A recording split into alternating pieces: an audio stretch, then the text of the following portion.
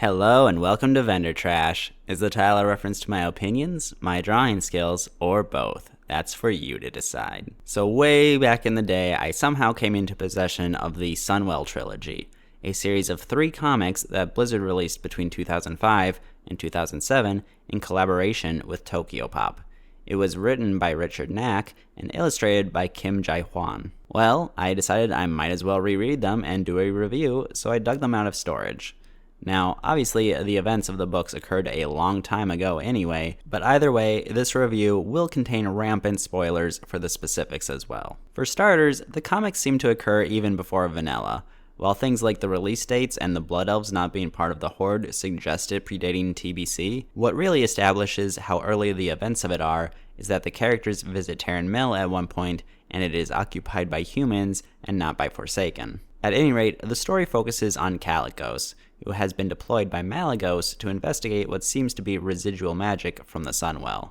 His journey brings him to the Alderac Mountains, where he winds up encountering a human named Anvina Teague, and eventually a freshly hatched dragon whelp-like creature named Rak that they come to suspect is the manifestation of the Sunwell's residuals. They wind up also being accompanied by Jorad Mace, a paladin formerly in service of Arthas Menethil, as well as Tirigosa, a blue dragon and Kalec's betrothed. The heroes are opposed primarily by Darkhan Drathir, the traitorous once high elf that sold out Quel'Thalas to Arthas and the Scourge, who seeks to claim the lost power of the Sunwell for the Lich King, or, even better, for himself. Each of the 3 books follows its own subplot and accompanying cast of characters that don't do much of anything beyond their own entry. Book 1, Dragon Hunt, gives us the dwarf hunter Harkon Grimstone, who bore a visceral grudge against all dragons because at one point, one decimated his family. He is accompanied by his hunting party, which includes the orc Groth and the trolls Vol and Snee. At the start of the story, he shoots Kalec out of the sky and continues to hunt him throughout the book.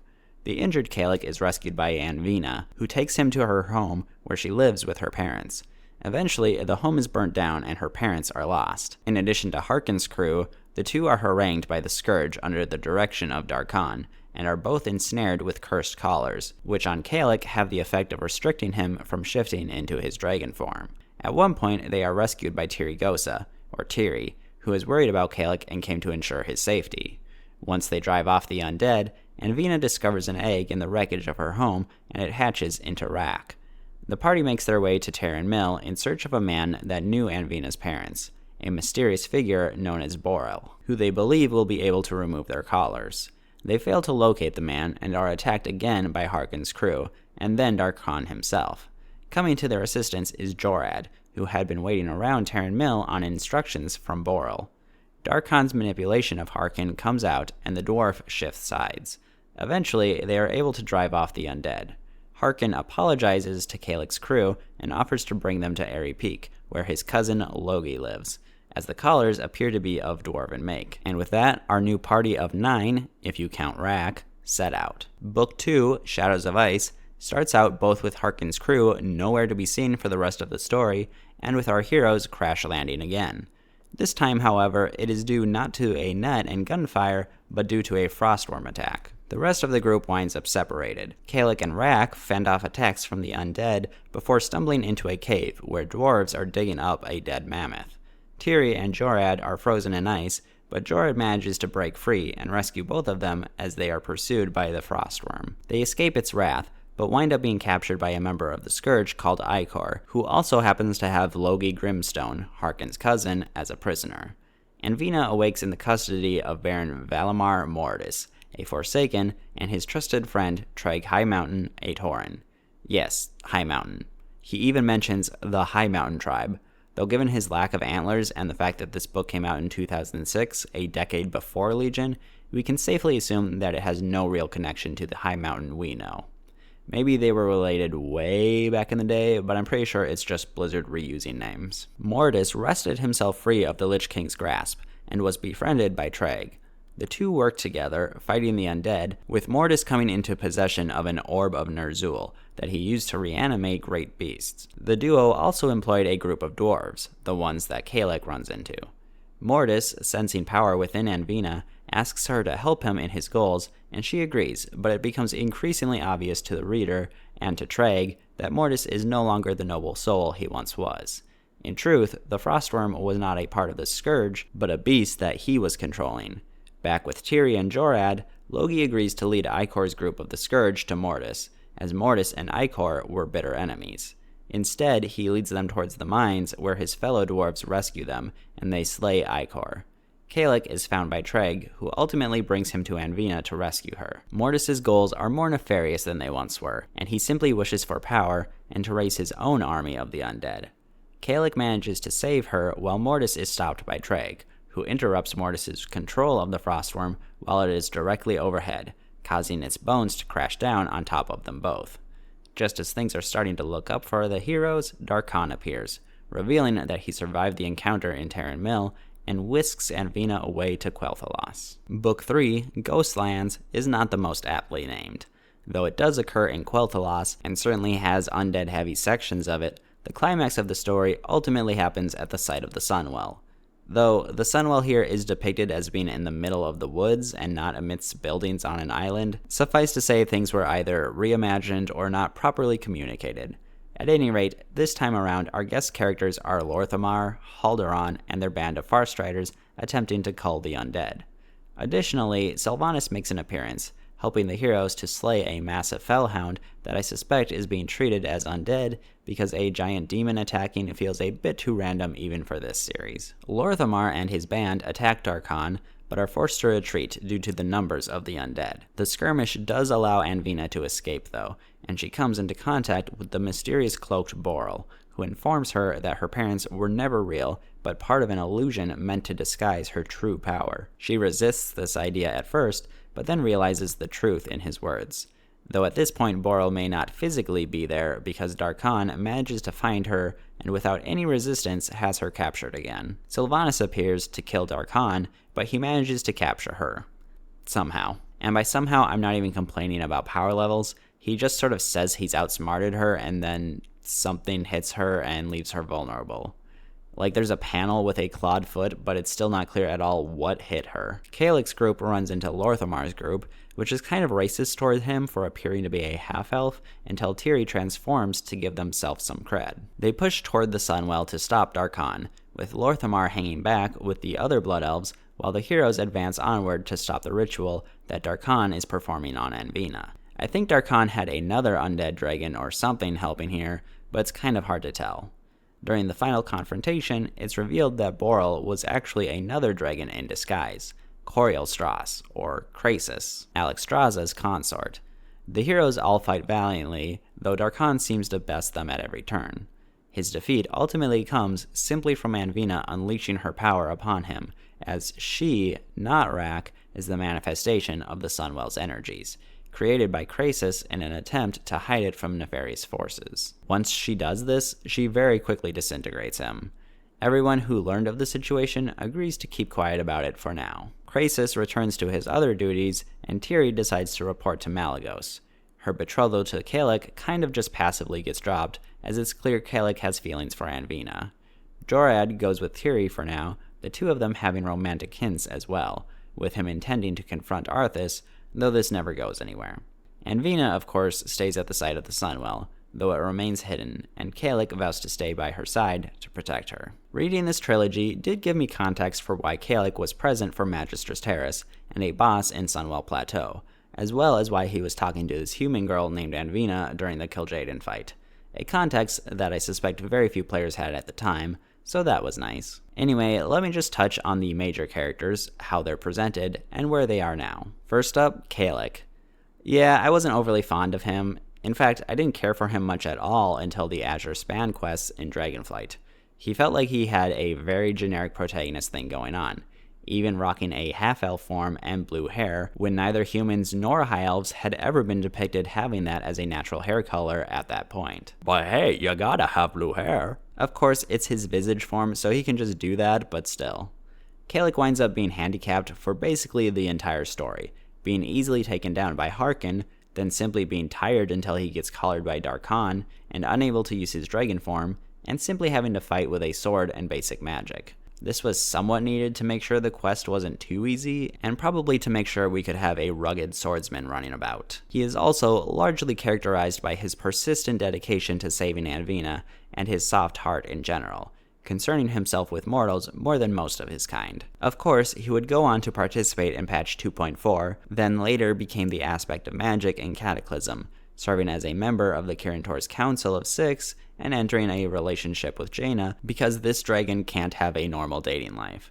They do break up though, and Kalec serves as a champion for mage players in Legion, returning prominently to the story in Dragonflight, where he returns to the Dragon Isles, reunites the Blue Dragonflight, and fights to protect Amirdrasil, regaining his aspect hood afterwards, though this time with Azeroth herself as the source of his power. Next up we had Anvina. She's basically presented as sweetness and innocence incarnate.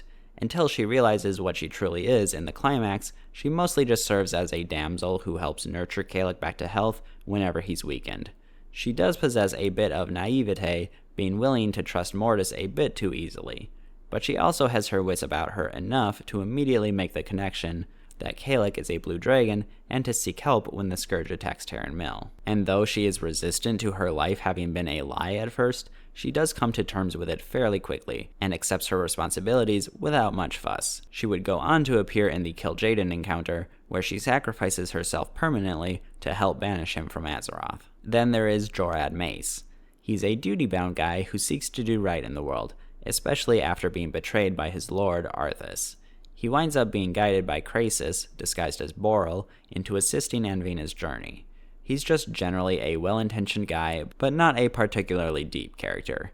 He does wind up being a bit smitten by Tiri, though, at least in her visage form. The two of them would go on to be the main characters in another comic series, Shadowwing. I haven't read it, but apparently it got cut short at 2 volumes since Blizzard and Tokyopop ended their work relationship. They also both appear in Netherstorm, investigating the Nether Drakes there. Then there is Tirigosa. She's the more headstrong type, preferring direct and blunt solutions to her problems, which often causes problems. Like Kalec, she needs to be restricted to avoid solving all of the problems, but she never actually loses her ability to change form. She simply winds up proving surprisingly ineffective in most situations. Both of them do, really. Dragons seem to be depicted as complete glass cannons here. She's also the most vain character, taking an elven form because she finds them aesthetically pleasing.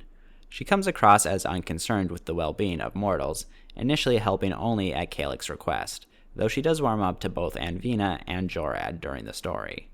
Like I said, she and Jorad appear in both the Shadowwing books and in Netherstorm in-game, interacting with the Nether Drakes of Outland. Evidently, the presence of the Nether Drakes is what wakes Malygos from his stupor, which is why Wrath is when he launches his Nexus War. Tiri also participates in the Dragon Soul raid around Wyrmrest Temple, and again in Dragonflight where she hangs out at the Azure Archives, speaking with Mordinaku when the Netherwing are moved to Thaldraszus, and participates in fighting for Rock. I do think it's a bit of a shame how little presence she's had since the comics. Like, she wasn't even one of the blue dragons you go out and bring back during the Blue Dawn quests. Oh well. And I should mention that she does wind up getting hentai grabbed by the Fell Hunter's antennae, so make of that what you will. Then there is the villain of the story, Darkhan Drathir. I am grateful for his existence, helping to better validate Arthas managing to breach Quel'Thas's defenses, but his character isn't all that interesting. He's just a power-hungry magister who tends to have way too easy of a time, since it's mostly just him and a bunch of unnamed zombies, versus a whole bunch of named characters.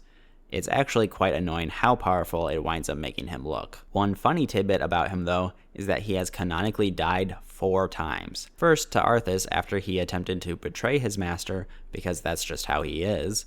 Second, to Anvina when she burns him away in a release of her Sunwell power. Third, to Lorthamar's arrow, once again serving Arthas in an attempt to gain control of the New Blood Knights. And fourthly, to Heroes at the end of the Ghostlands leveling quest within his fortress city of Deathholm. Just gonna touch on some side characters quick then.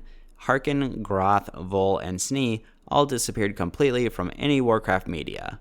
Until Dragonflight, where they all serve as a rare spawn that can be found near Uktalut Pier in the Waking Shores, near the corpse of a blue dragon. Treg High Mountain, sort of incidentally, wound up being reanimated by the Orb of Ner'zhul.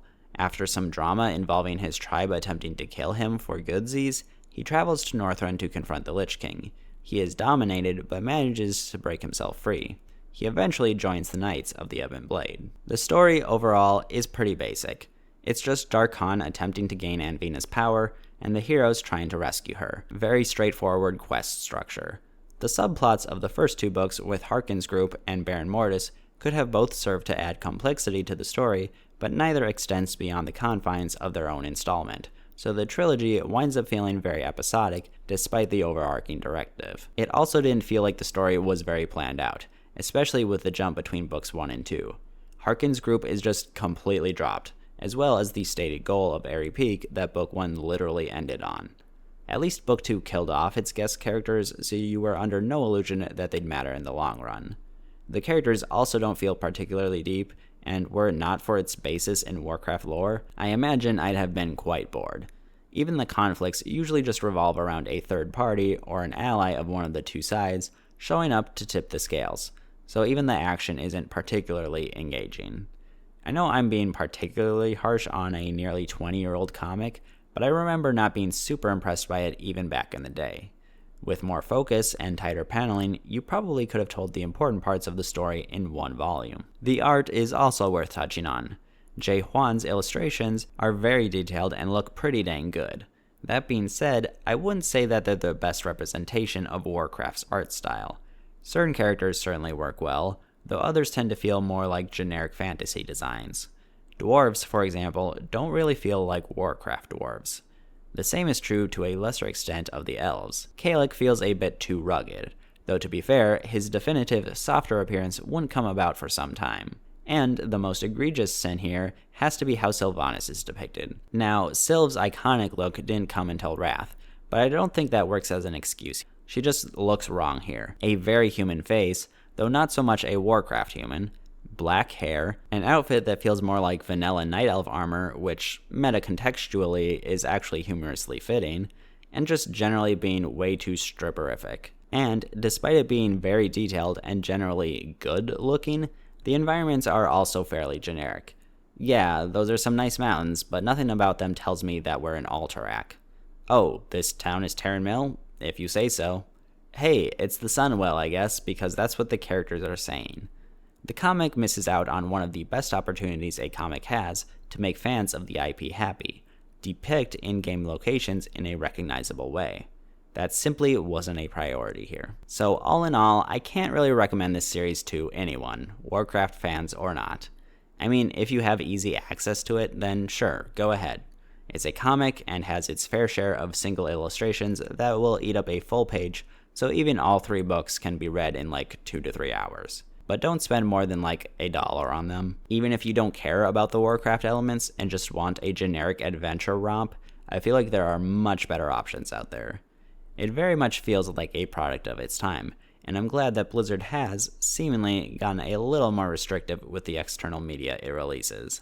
At best, it can be a fun throwback to how things used to be. For this week's drawing, I decided to go with Kalec, as he is basically the main character of these comics. As I said before, I wasn't really a fan of Kalec at first. In fact, I even kind of hated the character, but I really warmed up to him in Dragonflight. I mean, he's not one of my favorite characters or anything, but he was a lot more relatable. At first, he was just kind of a sad little guy, you know? And then we cheer him up by bringing all of his family home. And his updated model certainly helped things as well. And I depicted him in the Oculus dungeon. Everybody's favorite, I'm sure. And I kind of just went with that because that general area around the Nexus in Koldara is where we had the quests surrounding him and Aragos and who would rise as Malygos' successor. And I just want everyone to know that despite there being a spiral in this drawing, I'm certainly not obsessed with them or anything. I think I was just sort of drawn to the spin they put on things. Yo-ho! So yeah, thank you for watching, and I will catch you next week. Bye-bye.